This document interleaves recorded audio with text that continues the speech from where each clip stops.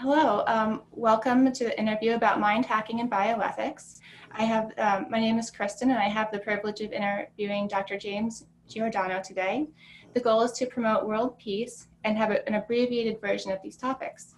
I would like to read his list of accomplishments and credentials. It's quite long, and it's an impressive list, so please bear with me. Dr. James Giordano is a professor of neurology and biochemistry and chief of the Neuroethics Studies Program and Neil Pellegrino Program in Brain Science and Global Law and Policy at Georgetown University Medical Center. He chairs the Neuroethics Program of the IEEE Brain Project and serves as an advisor to the Neurotechnology Futures Project of the Global Organization for Economic Cooperation and Development. He is a distinguished visiting professor of brain science, health promotions, and ethics at the Coburg University of Applied Sciences, Coburg, Germany. Previously, he was Fulbright Professor of Neuroscience and Ethics at Ludwig Maximilians University, Munich, Germany, and an Associate Fellow of the Center of Neuroethics at the University of Oxford, UK. He has served as an appointed member of the Department of Health and Human Services Secretary's Advisory Council for Human Research Protection, as an appointed member of the Neuroethics Legal and Social Issues Advisory Panel of DARPA, and as a Senior Science Advisory Fellow of the Strategic Multilayer Assessment Group of the Joint Staff Pentagon. His recent publication, Neurotechnology and National Security and Defense, Political Considerations, Neuroethics Concerns, is regarded as one of the leading books addressing technical and ethical issues and problems in this field. The book is available on Amazon. In recognition of his work, he was elected to the European Academy of Science and Arts and was named an Overseas Fellow of the Royal Society of Medicine, UK. Pleasure to be here. Yeah, thank you for all you've done. Oh, my pleasure. It's a real honor. Yeah. Well, I'm honored and just grateful you're here. Starting off, would you please tell me what these mind hacking tools are? Some call them neuroweapons or psychotronics. They seem to have several names, but mind hacking seems to be a name that speaks to a large public. And is this like an event or a type of assault that happens often, or should we expect this in the future? That's a very, very good question. So I think it becomes very important for your listeners to understand the categories of what we're dealing with here. There's a couple of different ways that one could use a technique or a technology to gain access to the brain space. And of course, the brain space and its functions are considered to be mind. But if you think of mind, there are really a couple of different dimensions. There's my thoughts, and all of my thoughts are also flavored in many ways by my emotions. Thoughts and emotions, but they really are sort of part of the same. I mean, it's sort of like the ice cream sundae. I mean, what part is ice cream, what part is chocolate? That's what makes this sort of sundae sundae.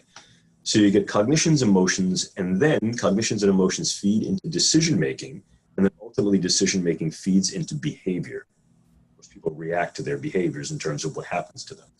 So there's a couple of different ways that you can gain access to the brain space and its functions. One is just by assessing the brain, getting some insight to what it is that people are thinking about, perhaps some insight to their emotional content, and how's that registering on the brain. What you're really looking to do is you're looking to get a pattern of certain brain nodes and networks that are active when a particular individual is thinking certain things, feeling certain things, and behaving certain ways. But then once you get an understanding of that, you then be able to access the brain space itself to affect the way those nodes and networks function and interact with each other. So you see one form of hacking, which can be considered to be assessment hacking, which sometimes is thought to be a form of mind reading, which is not exactly correct. It's really more like being able to develop patterns of brain structural functional activities, and as a consequence, making certain deductions about what brain areas are active when people are doing what. But then those same understanding of those brain areas can be used as viable points, access points, modes, vectors, if you want to speak in military terms, targets, that could then be affected through a variety of different means. They can be very, very crude ways. Literally, I could hit you over the head with a stick, and that would affect your brain. But ever more what we're seeing is that many of the technologies allow for a lot more subtle and somewhat more sophisticated access to the brain, and to be able to affect with relative specificity certain nodes and networks in some cases, and in other cases with no specificity at all, just affecting the entirety of the brain space. So what kind of things can do that? What kind of things can access the brain space in that way? Well, certainly we know that the brain is sensitive to a whole host of different energy dimensions. Electricity, magnetism, and even forms of radio frequency can affect, if not directly the brain space, indirectly the brain space by changing, for example, vibrations, sympathetic movements, cavitation of fluids within the skull, and ultimately perhaps within the brain space. Clearly, we also know the brain is also very sensitive to pharmacological manipulation, drugs. And although many drugs are regulated by the International Biological Toxins, Weapons, and Chemical Weapons Conventions, what we're seeing is that very, very low doses of drugs sometimes are not. Certain drugs that are used for medical purposes can then be delivered to have what we call extra medical purposes. And in some cases, what we understand is that drugs are being developed anew, or they're being linked to certain forms of pharmaceutical delivery vehicles that allow the drugs to get into the brain space. And as a consequence, these things were not revered as biological weapons before, chemical weapons before, but we may have to consider them to be biochemical weapons now. And of course, the issue then is also, I think, very viable, whether or not these devices are actually considered to be biological weapons. And there has been some ongoing discourse in international forums, most notably the 16th Review Conference of the Biological Toxins and Weapons Convention, where a group of very concerned scientists called the Australia Group proposed that we should now begin to consider more and more technologies and neuroengineering devices to be at least viable, if not of real value and operational use as weapons. So those are the types of things that are out there.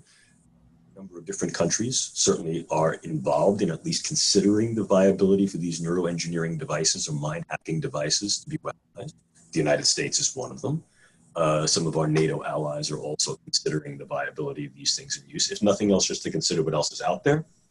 We know that these weapons were very strongly explored, in some cases developed by the former Soviet Union, and many of those technologies are retained now within Russia. And of course, we know there's a large program for the development of weaponizable brain sciences in China, Iran, North Korea, Israel. So what we're seeing is that more and more the brain sciences are an international affair. They're an international endeavor. They're being used for direct medical purposes, and they're being duly used for non-medical purposes. And in some cases, they're being directly used for what we call WINS, which is warfare, intelligence, and national security purposes. Oh, wow. That's the most exciting news. So since governments and global government, governments all around the world are using these weapons, do they target just military, or do they target individuals or groups of people, or who exactly is their target to influence? That's a great question. So what we're seeing is that although these weapons can be used in ways that are called kinetic, in other words, they can be used for warfare purposes, these really are not weapons of mass destruction. They're really more instruments of specific and mass disruption. So the goal in using these types of tools, I call them tools because they're tools for engagements, important point, they're not actually warfare engagements. So they're existing below the threshold of what would be considered classifiable as a warfare act. These are called non-kinetic engagements. So characteristically, what they'll do is target a group of either specialized, very specific and particular individuals, or target a group of individuals who may be a broader group, not necessarily so specific because of their identity per se, but because of their role. They're doing something, and as a result, disrupting those individuals' function that then incur ripple effects at a variety of different levels. It could be within those individuals' families, within those individuals' workspaces, within those individuals' job and occupational parameters, and or those kind of things that ripple more widely in ever widening circles in a variety of different domains, in some cases occupational, in some cases political, in some cases both. So in terms of if and how these things are being used, there was quite a bit of experimentation back in the middle part of the 60s, 70s, and early 80s. Wow, that long ago. Whether or not, trying to determine whether or not these things were viable weapons. And they're not very good effects of mass destruction, but they can be very good as a disruptive element.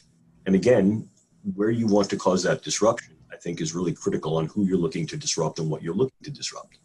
So the idea of using these types of devices to disrupt an individual or select group of individuals, so that by changing their behavior, by changing their cognition, by changing their capabilities, you then change whatever the job is that they're doing, or in some way the people or individuals or groups that are reliant upon them, what you're really doing is you're putting into motion something of a domino effect.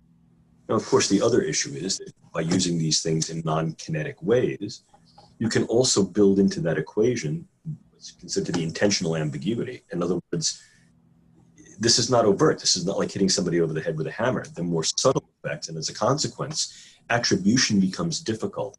It's difficult to find a, quote, smoking gun, so to speak. In some cases, it's pretty evident, but in other cases, it's not. Over and over again, we've been hearing over the past couple of years about the events that happened, for example, to United States diplomatic personnel in Havana, Cuba. Let me be very, very clear. We actually do not know what happened there. Something happened. We know these individuals had rather profound physiological effects that were testable by objective methods. We know that many of the effects are persistent. And my job a few years ago was to try to determine what kinds of things could do this. The problem here, of course, is there was no smoking. There was no proverbial entrance or exit wound. We have a group of individuals who presented with signs and symptoms that were across a spectrum of effects that would be suggestive of, looked like some kind of a head trauma, but they had no head trauma. So then the question was, what kind of things could do this? Could drugs do it? Could electromagnetic pulses do it? Could some form of microwave energy do it? And there's a lot of things that could do it, but then you have to start ruling certain things out based upon circumstance and setting. And so that's really where we're at with the whole issue of Havana. There are those who think that perhaps there's really nothing happened, and this was a form of, quote, mass hysteria, or what they call functional neurological defect. That's difficult to reconcile given the people who were involved and the extent of their involvement and the way that they presented. But again, I want to be very, very clear. We really don't know what happened there, or at least I really don't know what happened there.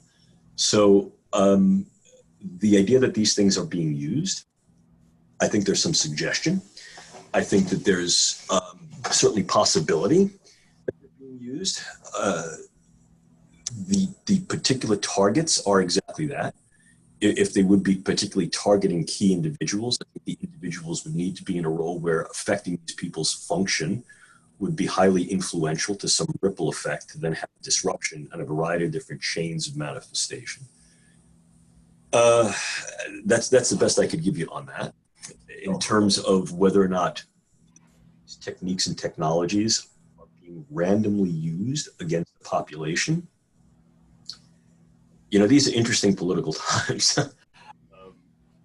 If we had had this conversation, I think a few years ago, I would have relative certainty to say absolutely not. And the reason I'm even hemming and hedging the bets is that, you know, I've moved out of those circles whereby I'm not working directly with the government in those capacities any longer. My role working with the Strategic Multi-Layer Assessment Group at the Pentagon over 2016. And I think the issue here is some of the channels of communication are not as open as they once were. And again, I'm not making any political statement one way or the other. I'm just stating it would be difficult for me to, let me retract that. To the best of my knowledge, selective or non-selective targeting of U.S. citizens by a U.S. entity is not within the operational framework. That doesn't mean that these things couldn't happen. That doesn't mean that the use of these particular devices, tools, techniques on U.S. shores or against U.S. citizens is an impossibility. That doesn't mean that at all. But if we take a look at the programs of research that occur in the Department of Defense, these programs of research have learned a lot of lessons coming from the 1940s, 1950s, and 1960s. And I can tell you as someone who served on human protections committees that the necessary hoops that one would have to jump through with regard to institutional review boards and subject safety within military operations to do that kind of research are extensive. Selective or non-selective targeting of the citizens in the US population is just not something that's on the books. The fact that certain military personnel or intelligence personnel have been used as subjects in those types of medical and or military ordnance type of experiments, well, that happens frequently. And realistically, we know that since the 1960s or at least 1970s, do not and cannot happen without the individual's informed consent. Of course, the question is how informed can they really be? And this is still an ethical question and a practical question as well, because if this represents new techniques and new technologies, we really don't have an understanding of the medium and long-term effects. But to get the more grounded question, who's being targeted and why, or are people being targeted and why? To my knowledge, there's no program or project that would provide a mechanism, vehicle, intention, or rationale for organizations and institutions with the United States government to target our own citizens. Again, that doesn't mean that United States citizens are not in some ways targeted or affected by these things. And of course, one of the things that concerns us is that these devices are not terribly complicated to either construct or to acquire. And so the question then is, are non-state actors having access to this? Is there a build-it-yourself community? And I'm not in any way impugning the do-it-yourself scientific community. Sometimes identify themselves as, quote, biohackers. 99% of the time, they're performing sound science, good science with review, and they're self-policing. But it also is a penetrable community in that individuals who may have some capricious, nefarious intent can influence certain individuals, if nothing else, by just supporting the kind of things that they do, supporting their buying equipment of reagents and so forth, and as a consequence can exert subtle or tacit effect on what's being done. So we know that the do-it-yourself community is in some cases warned to be very cautious about who sponsors their work, who directs their work.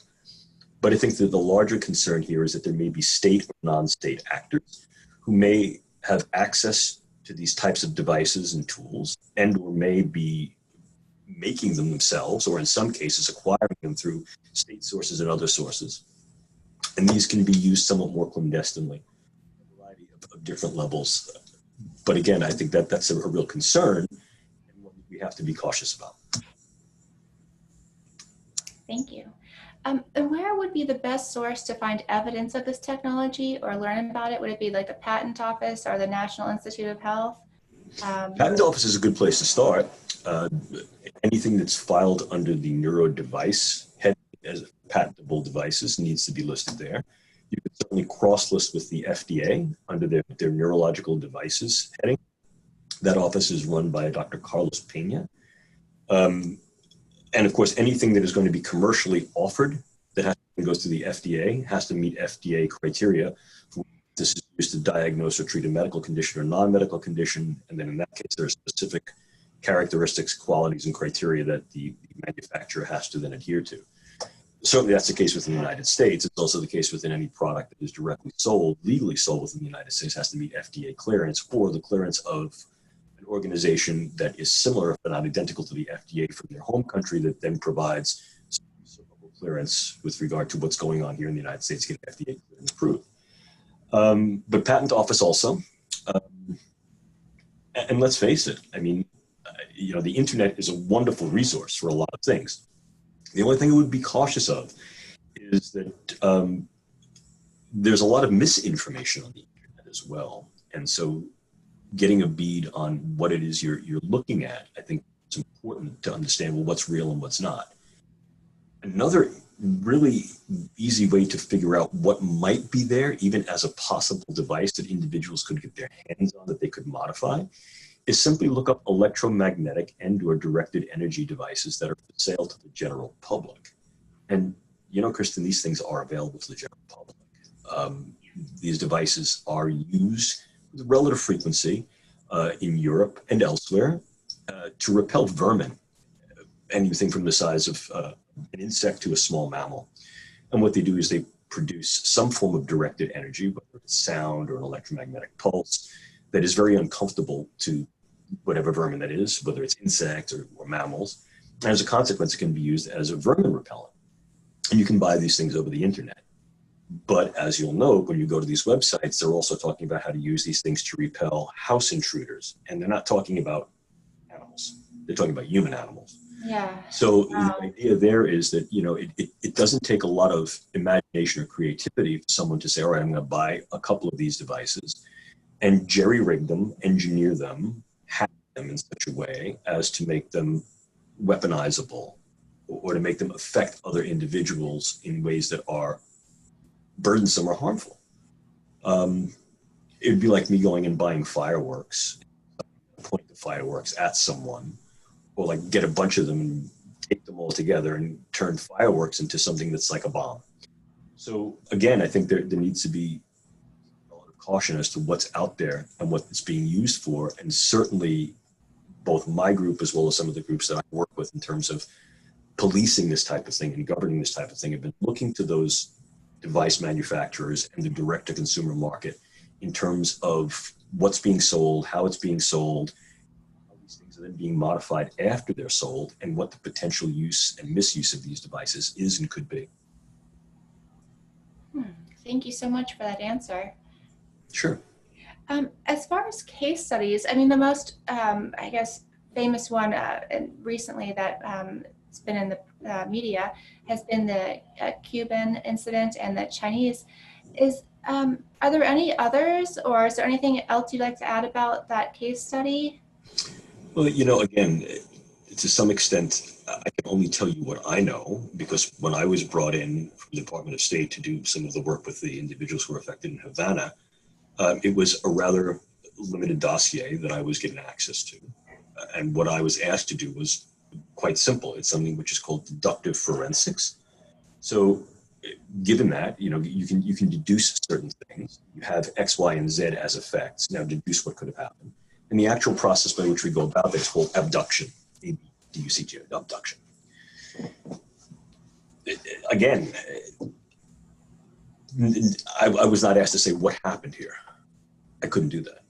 I was not asked to definitively provide information that would be held as sort of sacrosanct.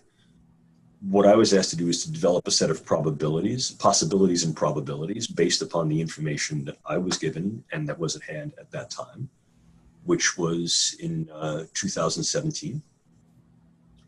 And then to work with certain colleagues, both those colleagues who had directly interfaced with the patients by virtue of their examining neurologist, and another colleague of mine who would work to develop various models for what types of things could produce certain effects in different types of tissue. And then again, to come up with a range of possibilities and then assign to those certain probabilities based upon the host of findings that were presented. So that's what I was asked to do. I was not participatory in the incident in China, so I know nothing about that. There have been some other cases where individuals seem to have been subjected to some kind of energetic device, and sometimes it was accidental. For example, these kind of vermin repelling devices, somebody didn't know they were on, and as a consequence, they were affected by that. In some cases, individuals were exposed to very, very low levels, in other words, low concentrations of frequencies of sound that have been disruptive for them, not necessarily in an intentional way, but in a non-intentional or accidental way, but clearly it's the same type of thing. But let's go back to the Havana case, because I think people are really looking to the Havana case as something that's a prototype. I want to be really emphatic. I don't know what happened there. My speculation as to what could have happened there is just based upon what kind of things pathologically happened to the individuals that we saw with regard to their neurological and cognitive function. The scenarios that led into that, so what you're really doing is you're putting pieces of a puzzle together and saying, well, it could be this or it could be that. So that's what I have for you. There are examples in the older literature, some of the old Soviet literature, some of the US literature, looking at directed energy devices and what kind of effects they have on various substances and various tissues with animal models and so forth. But as far as new or what we call emergent cases, nothing that's come to my attention. Now, that said, what has come to my attention is that since some of this stuff in Havana has come to the fore and certainly has been popularized in a variety of different ways. And what I mean by that is getting to the popular media, not just the restricted media within the Department of Defense or Department of State. So it's sort of out there. A number of people have come forward and have told me and others that they have similar effects and that they're having similar manifestations and they have similar problems.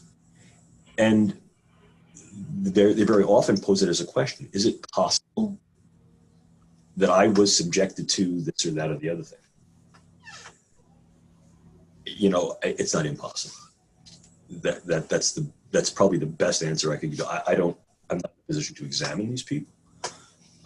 In some cases, I've tried to make a referral. Have you seen a neurologist? Have you seen a neurological ear, nose, and throat specialist, for example? And in some cases, we made a local referral where the individual was seen by people who either I know directly or people who I trust and who I know are working sort of to be on the cutting edge of the field. But my advice is for someone is if in fact they feel that they have been subjected to this type of thing, certainly seek medical attention. Number one. Number two, document when it started, how it started, the manifestations, what subjective and objective features you're experiencing. Does it wax and wane?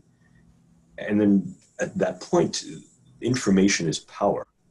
I think it becomes important because then it can help any examining physician to get a better feeling for what's going on and make the necessary referrals, what I would call up and down the referral chains. In other words, very often here in the United States, as you know, we begin with a general practitioner, internal medicine, a family medicine physician, and then that person would have to have some insight as to what's going on and then make the necessary referral characteristically to a neurologist or a neuro, ear, nose, and throat specialist.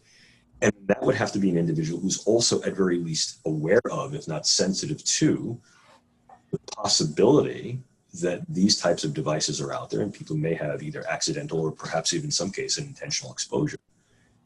The thing you don't want to do is have somebody just pass it off and say, number one, it's nothing, and number two, simply to ascribe it as something psychiatric. Now, let me be very, very clear.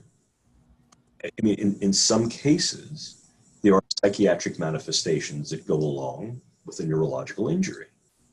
Loss of cognition, change in emotional patterns, change in sleep-wake cycles. This is a neurological issue. So it becomes very, very important to understand what the basis is, what's going on here, and what the possibilities are for its cause. So I would certainly advise anyone who thinks or feels or knows something is wrong and they say, okay, it was fine, now it's not, and they feel that they have either intentionally or unintentionally been exposed to such types of devices and or effects, to seek medical attention. So how does a doctor feel taking in patients like this, either on a single individual level or in a case study, knowing that these individuals had potentially had invisible ammunition aimed at them? Does the doctor fear for their selves as well, that the weapon could be turned back on if they were to be followed to the doctor's appointment? No. What I'm implying from what you're saying is that the weapon, that there's something that the individual is housing within them that can be activated, which would then render that individual to be weaponized, right? So I go to my physician, I feel that I've been exposed to this type of thing. Am I now putting my physician at risk because, for all intents and purposes, I am the weapon? Is that what we're talking about here? Well, I have been diligent and gone to the patent office and seen that biological systems, there's tracking systems for human beings and animals. And these systems can be used for various purposes of, and shoot invisible ammunition at someone as an electromagnetic or acoustic. And how do you determine when the person is in the tracking system and when they're not? Is that? So okay. To the best of my knowledge, and I am just one person. I mean, so I really want to state explicitly, I don't know everything. I've been doing this for a long time, but I don't know everything. But the way that these devices work, the majority of them are probably no bigger than, hold on, let me show you. They're about this big. which is not big. I mean, you can conceal a device like that. There's a lot of different ways one can conceal a device like that. Anything that is larger that's going to deliver any kind of energetic is going to require a much larger device. Something about the size of the cover of a garbage can that characteristically has a cone in the middle of it, so you'd have to direct it at a distance. The majority of these devices are not used long distance. They're used a very, very short distance. Even those that are commercially sold, for example, to repel vermin, the vermin has to get near to it. Now, you can increase the effectiveness of this by using more than one device and putting them in a variety of different patterns. Usually it's a semi-lunar pattern, a semicircular pattern. So what you're doing is you're bringing all the energetic waves together to bear at a particular point, and that's going to be what's called a high threshold vector.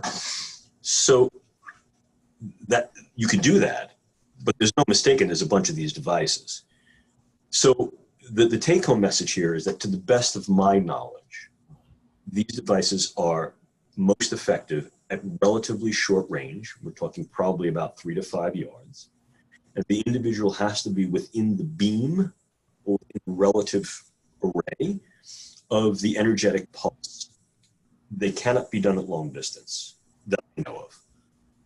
The devices that could transmit things at a long distance, there's no mistaking what's going on there. I mean, you'd have to mount this thing on top of a truck. So it's not that clandestine.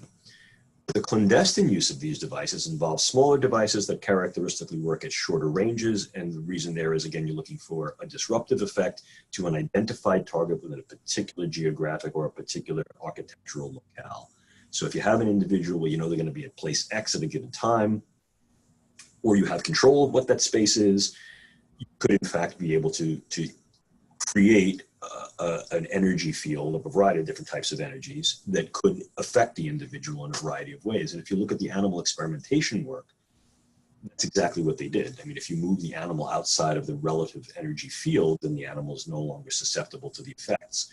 So it's not a question of these things going long distance. Again, the things that I'm aware of and things that I've worked on in terms of understanding how the technology works and what kind of ethical issues go along with that and who's done what with regard to the field. Now, the other question comes up about implantables. So as you know, I mean, certainly a relatively copious presence on the internet, a lot of what I do on the medical side deals with deep brain stimulation for the treatment of things like movement disorders and impulse control disorders, psychiatric type of disorders, and increasingly now we're looking for things like certain forms of neuropsychiatric conditions like eating disorders, etc. This is still, in many cases, experimental for those other uses, certainly for the use to control certain signs and symptoms of Parkinson's disease, dystonia, essential tremor, Tourette's syndrome. This is a fairly well-established therapy, and the techniques and the technologies are getting ever more sophisticated here. The use of multiple electrodes, closed loop systems that are able to be interactive, for example, both open and closed loops, some that are actually accessible through app programs where the user can control the onput and offput of the device and the relative frequency or level of stimulation by virtue of an app. But these are indwelling. This is a neurosurgically implanted device, and it's not an easy implantation. I mean, the individual has to be held in something called a stereotactic instrument, which keeps their head very, very still. The exact coordinates of where this has to go to a person's brain are highly specific. Those coordinates are derived based upon serial forms of neuroimaging, and then the electrodes themselves are neurosurgically placed. And then, of course, what has to go along with that is that there's a lead wire that goes from the electrodes or from the controlling device down to a battery pack. And ordinarily, the battery pack is put in what's called a subclavian space, which is right by the top of the clavicle. And then it's turned on. And it has to be turned on both during the neurosurgical intervention to determine that it's going to get an effect. And then very often what will happen is you see an additive effect with time as the patient recovers. We're not at the stage we can implant things in people's head without them knowing it. That's good to know. Yes. Now, I'm not saying that things are not being planted in individuals' heads against their consent. Okay. Because there has been some concern worldwide that these types of approaches and techniques might be used as something called neurocorrectives. In other words, if you have an individual who's exhibiting certain patterns of thought, emotionality, or behavior, could we use these types of techniques and technologies to modify their behavior? So let's just say an individual was recurrently violent, who was a criminal. And my own group has actually explored the possibility of, well, is this safe? Is this effective? What are the ethical issues? What are the legal issues, both constitutionally here in the United States and extra constitutionally worldwide? What kind of things we need to worry about? But we're not at that stage yet that I know of. There's been some talk about this, and there's, I think, continued discourses about it. But certainly in the United States, this is not something that is moving rapidly towards fruition. There are discussions about whether or not various forms of neurologically delivered drugs and or these devices could and should be used in certain cases of retributive justice. So in other words, individuals who are recurrently violent, both on the outside and in prison, can we use these to control behavior? And what does it mean if we get their consent to do that? Is that explicit or implicit coercion? There's a whole bunch of issues that go along with it. A virtual minefield, or at very, very least a field that's laden with tripping hazards. Each and all of those have to be considered. But to cut to the chase once again, to go back, there's nothing that exists now that can be implanted or embedded in someone's brain that they would not know got in there. It has to go in there through a neurosurgical procedure.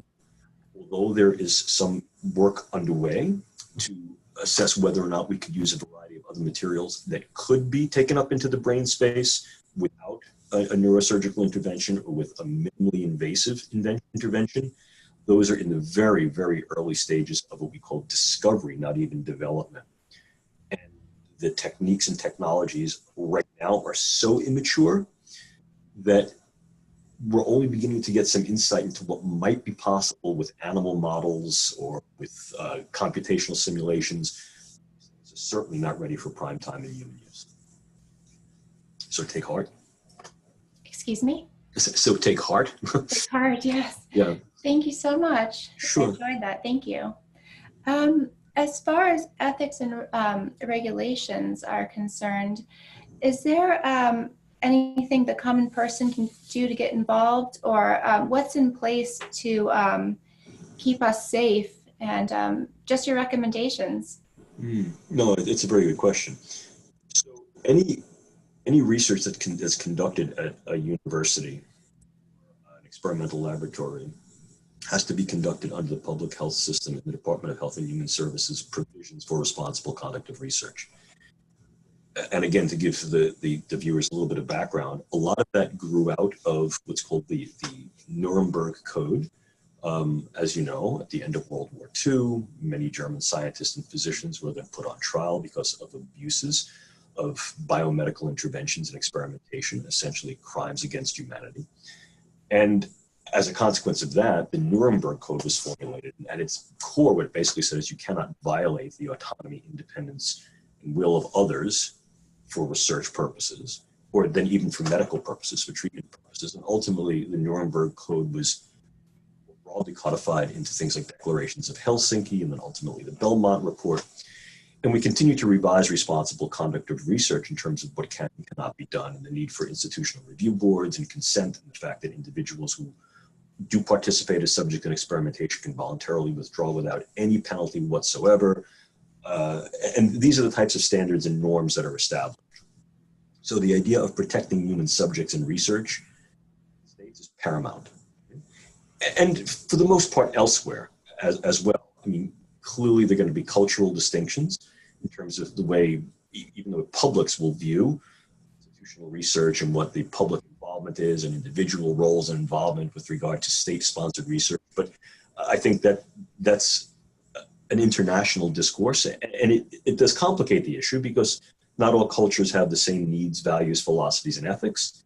And so now that much of brain science has become an international enterprise, the need to appreciate different cultures, values, needs, philosophies, and ethics, it becomes ever more important and I think ever more pertinent, particularly as we're beginning to literally trade and exchange what we're doing in the research labs and what we're doing in medicine and development of various products, etc. So this then brings up the question of research tourism. Can I go to another country to do research that I can't do in my own? And medical tourism. Can I go to another country to get treated by certain things that are not yet available to me? And things are realities. This is becoming ever more reality nowadays. But I think if you're just looking for those things that are domestic, and what's happening here in the United States, and what role can concerned and informed publics take with regard to keeping an eye on those kind of things, certainly the proceedings of the Secretary's Advisory Committee for Human Research Protections, the SAC-HARP, of the Department of Health and Human Services is number one, an open forum, so people can actually attend the meetings, and the meetings are well announced in advance. All the proceedings of the HHS SAC-HARP are publicly available, part of the public record. And I think these kinds of things are brought up not infrequently at those meetings. For the rather brief time that I served at SAC-HARP with HHS, there were two instances that came up both in the public discourse and prior to that came up in a closed session that had to do with just these types of things. Individuals who feel that perhaps they were participatory in some research subject, they didn't really understand the full extent of it, or it was a commercial enterprise and the products that were being offered had a research sniff to them. So I think that engaging on that level is useful and important. I think being very aware also of what's being done and the intent and extent of the research that's being done. Again, much of it is complete open access research. And what I mean by that is you can get hold of the medical journals open access. You don't have to pay for them. This is becoming more the norm. But I do recommend that people go to credible resources for that. So make sure that the journal that you're reading is a PubMed cited journal, that it's listed on PubMed, Index Medicus, or Public Library of Science. And the reason for that is many journals out there, some of the journals we call predatory journals, they're not all that good. They publish a variety of things, some that are good, some that are not so good. But of course, the public doesn't necessarily know what the best resources are. Yes. So my suggestion would be those resources that are available by Public Library of Science, PLS, PubMed, Index Medicus, and those are the ones that are going to be reviewed, peer-reviewed, obviously, and then maintained at a high standard for the integrity of the research that was done. Also, anything that's appearing in any of those journals has to meet particular standards for the responsible conduct of research to even get published to begin with. And we became ever more stringent and strict about those types of things, because there were some abrogations of those things in the 90s and early aughts, but it's a self-correcting system. That's number two. Number three, I think becoming involved, understanding that public awareness and knowledge and real informed knowledge is really critical, so as to be able to understand what's happening, why it's happening, and what that means. As you can tell from my speech impediment, I grew up in New York City. And when I was a kid growing up, I think it's still there. There was a store called Sims. It was a clothing store. And the owner of the store was Cy Sims, and he had a daughter whose name was Marcy. And they had a commercial. I thought it was a great commercial. They said, Sims, an educated consumer, is our best customer. I like that.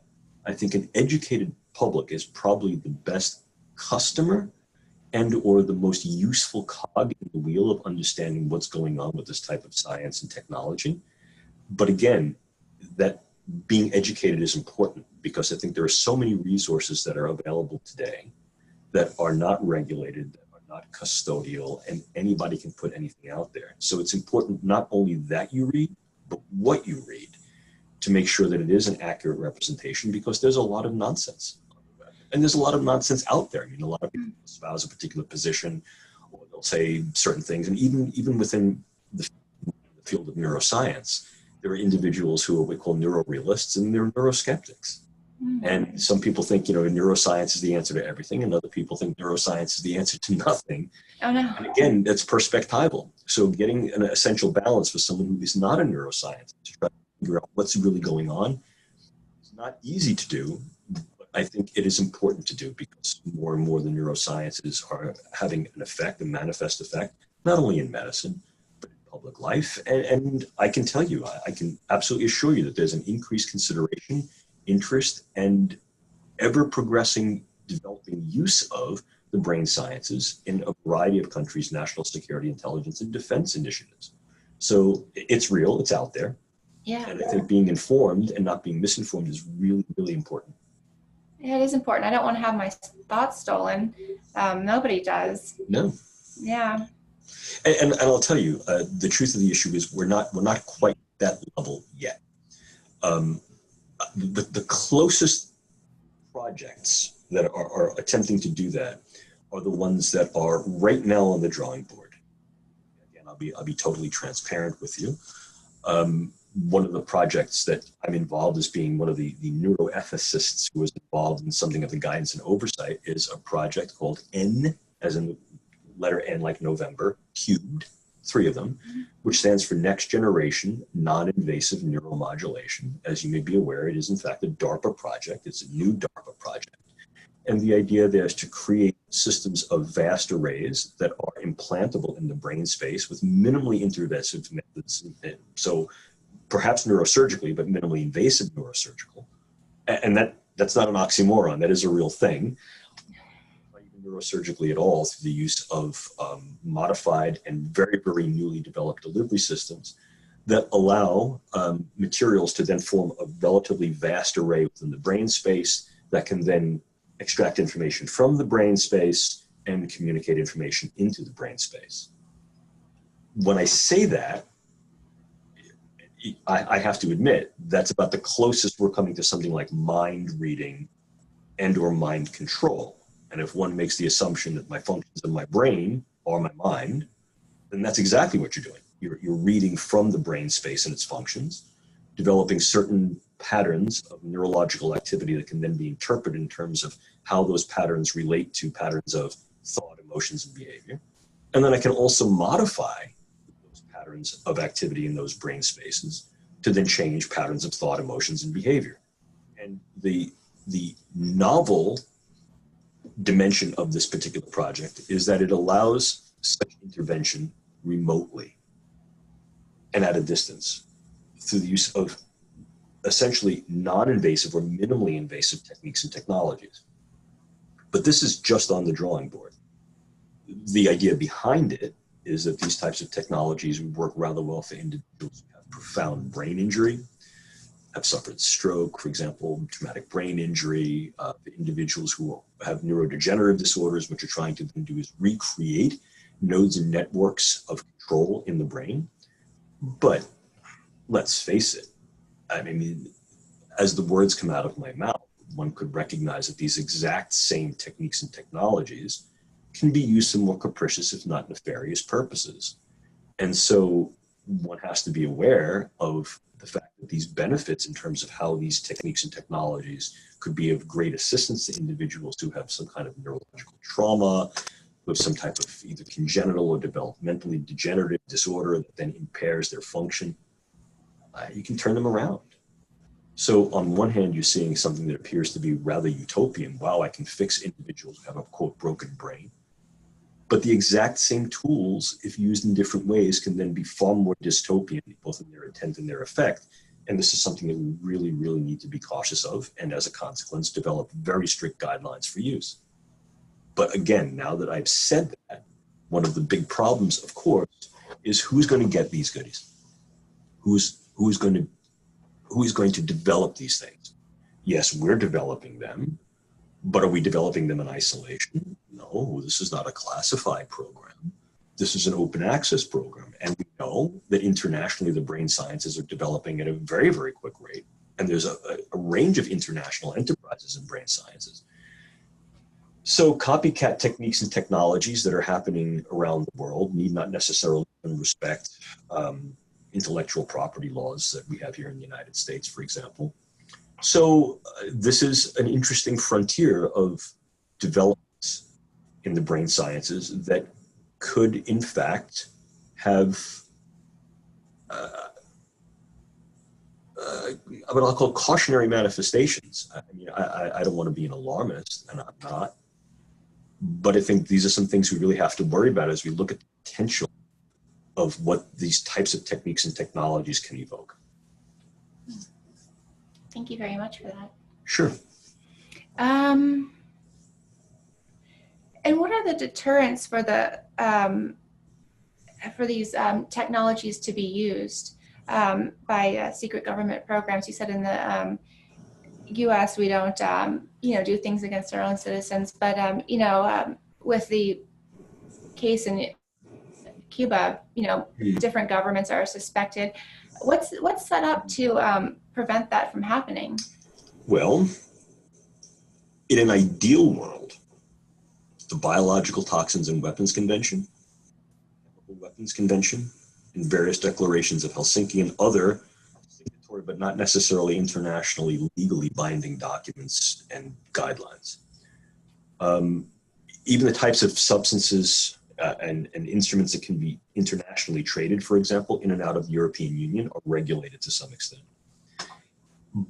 But a key point there is you have to identify that these things may be contributory to the development of a device or an agent that's going to have weaponizable effect, right? So if I tell you that I'm going to the store and I'm buying fertilizer, and I tell you I go to the store again and I buy ammonia, and then I tell you a bit later I'm going to the store and I'm buying some batteries, you, as an electrical engineer, would say, hey, you're making a bomb. But not everybody would think that. There's nothing wrong with buying ammonia. I'm going to be cleaning my garage floor, or I have pets and I want to clean the pet enclosure. Fertilizer? I'm planting my yard. Batteries? Well, what if the power goes out? I mean, just went out and 72,000 people in Manhattan just last night were without power. They bought batteries. So again, what you're seeing is that the classification of certain things as a weaponizable agent is variable. And the more we're making certain inroads to being able to modify and do things within science, being able to use things like gene editing, for example, being able to use very small scale biotechnologies such as nanotechnologies, the more you're increasing the range of uses that you have with certain things. Again, I think a real concern for what we're talking about has been devices. The reality of it is that devices were really not even on the they weren't even on the palette of consideration for the Biological Toxins and Weapons Convention until quite recently. So some of the work of my colleague in the UK, Malcolm Dando, certainly the work of my group, the work of the Australia group, some of the work that we were doing with the European Union Human Brain Project, specifically the Sub-Project 12 that was tasked with looking at what we call dual-use brain science. I'd like to say was instrumental, if not important, in at least bringing awareness of this to the fore and suggesting particular guidelines, and in some cases suggesting that the existing guidelines are not enough, need to be changed. I mean, some of not, and I don't mean to be bragging my own horn or to be my own horn of bragging, but I mean, this is something that I'm equally worried about. Is are the Biological Toxins, Weapons Conventions, Chemical Weapons Conventions, and other signatory treaties enough, given the very rapid growth of the brain sciences, so that the categories that they're using are inclusive enough to be able to then bring these things into the fore and recognize them as weaponizable entities? And the answer is no. So I share your concern that the current treaties may need to be revised in some cases. In some cases, the actual structure of how they classify agents as weaponizable and non-weaponizable may need some revision. And in some cases, categories and actual classifications may need to be developed anew. But the good news is that this is an ongoing discussion and people are taking note of this. Again, I was very enthused by both not only the recommendations of the Australia group, but the reception that those recommendations received and said, yeah, okay, we need to acknowledge this. And I think we're also seeing this across the board with a number of governmental agencies. Certainly I can speak from my own experience with the European Human Brain Project, recognizing the very viable potential of brain sciences to be both directly and dually used. Here in the United States, it was part of the Presidential Commission for the Study of Bioethical Issues that directly identified that brain sciences are in fact dual usable. We penned a number of reports as well as independent think tank reports coming from the Potomac Institute for Policy Studies that looked at neurotechnology futures and the viabilities of these technologies to be weaponized. A very, very good report came out of the Nuffield Council in Great Britain, looking at the viable possible uses and in some cases actual uses of brain sciences and neurotechnologies for national intelligence, security, and defense. And the Organization for Economic Cooperation and Development, the OECD, certainly has recognized that the brain sciences have the potential, or in some cases, high probability for use in these initiatives, in some cases as viable weapons by non-state actors or by nefarious states. So I think there's an increased awareness of it, but awareness doesn't necessarily mean action. And even when you have treaties, as you know, treaties are signatory. And just because a nation or a group signs a treaty doesn't necessarily mean they have to ratify the treaty. And even then, even if a treaty is ratified, you then have to ask the question, well, what are the consequences if they don't adhere to the ratification or the signatory affirmation of the treaty? And that gets sticky because now you're dealing with international politics. But I think an increased awareness of the fact that science and neurotechnology can be, has been, and increasingly is being looked towards becoming influential for various aspects of national intelligence, security, and defense initiatives worldwide is a very, very important next step. I see. Wow, it almost seems like, if people are taking it up for intelligence, I want a piece of it for my own smarts, just to add. Yeah, I'm not going to argue with that. Yeah. Well, thank you so much. I really appreciate your time. And, Sure. Yeah. With that, I'd like to thank you all for joining on these topics that are the most pressing issues of our time. Thanks again. Thank you.